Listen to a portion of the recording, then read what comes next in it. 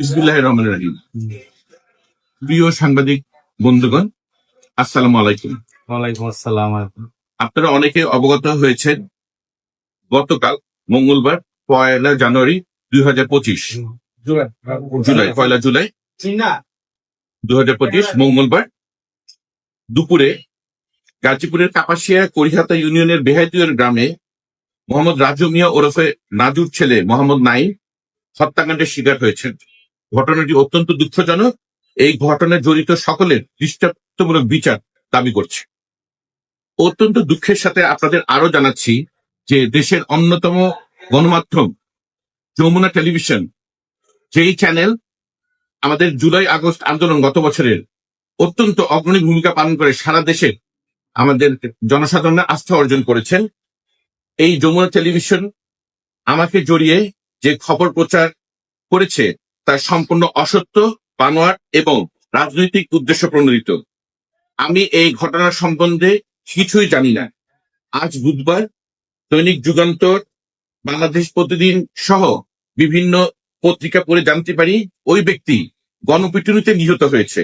আমার ধারণা একটি দুষ্টচক্র হত্যাকাণ্ডের ঘটনা ভিন্ন খাতে প্রবাহিত করতে এবং আমাকে ও দেশের সবচেয়ে জনপ্রিয় রাজনৈতিক দল বিএনপি সম্পর্কে সমাজে বিভ্রান্তি ছড়ানোর জন্য এই মিথ্যা খবর প্রচার করানো হয়ে থাকতে পারে। আমি নিহত পরিবারের প্রতি গভীর সমবেদনা জানাচ্ছি, পাশাপাশি এই মিথ্যা উদ্দেশ্য প্রণোদিত খবরের তীব্র প্রতিবাদ জানাচ্ছি। আমি সন্ধ্যা 7টার দিকে সামাজিক যোগাযোগ মাধ্যমে দেখতে পাই এবং সাথে সাথে আমি স্থানীয় পুলিশ প্রশাসনের সাথে যোগাযোগ করি।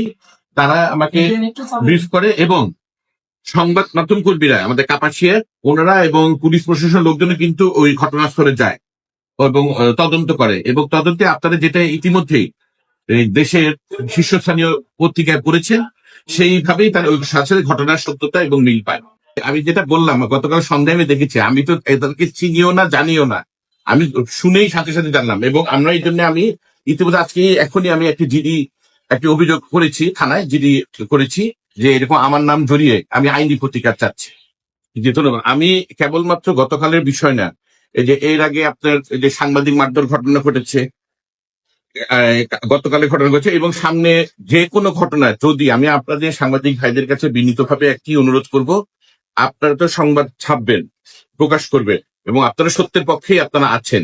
কাজে যে কারো ব্যাপারে যদি কোনো অভিযোগ আসে, অনুগ্রহপূর্বক তদন্ত আপনারা করলে কিন্তু সত্যটা বেরিয়ে আসবে। আপনাদের পক্ষে সম্ভব। পুলিশ যেমন তদন্ত করে একটা দীর্ঘ সময় তদন্ত করে বের করে, আর আপনারা কিন্তু স্বল্প সময়ের মধ্যেই আপনারা তদন্ত করে যে কোনো ঘটনা কিন্তু সত্যটা বেরিয়ে আসে।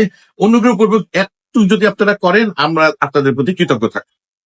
এখন আসুন গতকালের যে হত্যাকাণ্ডের ঘটনা, আপনারা যেটা দেখেছেন, এখানে দুপক্ষের মাদক সহ বিভিন্ন কারণে যে নিহত হয়েছে সেও মাদক হত্যাকাণ্ড এবং অপহরণ সহ বিভিন্ন মামলার আসামি। আমরা যেটা জানতে পেরেছি, যে মহিলা দাবি করছেন নিহতের মা, আমরা জানতে পেরেছি সেই মহিলাও মাদক, অপহরণ এবং হত্যাকাণ্ড সহ বিভিন্ন মামলা আসামি। তাই বলে তো হত্যাকাণ্ডকে জায়েজ করা যাবে না। হত্যাকাণ্ড হয়েছে, এটা যারা দোষী তারা অবশ্যই তারা শাস্তি পাবে। দুঃখজনক ভাবে এই প্রতিটি বিষয়, যেটা কোনো সামাজিক ঘটনা, মাদকের ঘটনা, এইসব বিষয়ে আমাকে এবং বিএনপিকে জড়িয়ে যে মহল রাজনৈতিকভাবে ফায়দা লুটতে চায়, যারা মনে করে যে এখানে আমার ভাবমূর্তি ক্ষুণ্ণ হলে কারণ রাজনৈতিক ফায়দা হওয়ার উপায় আছে, তারাই এইগুলো বারবার ঘটিয়ে চলছে।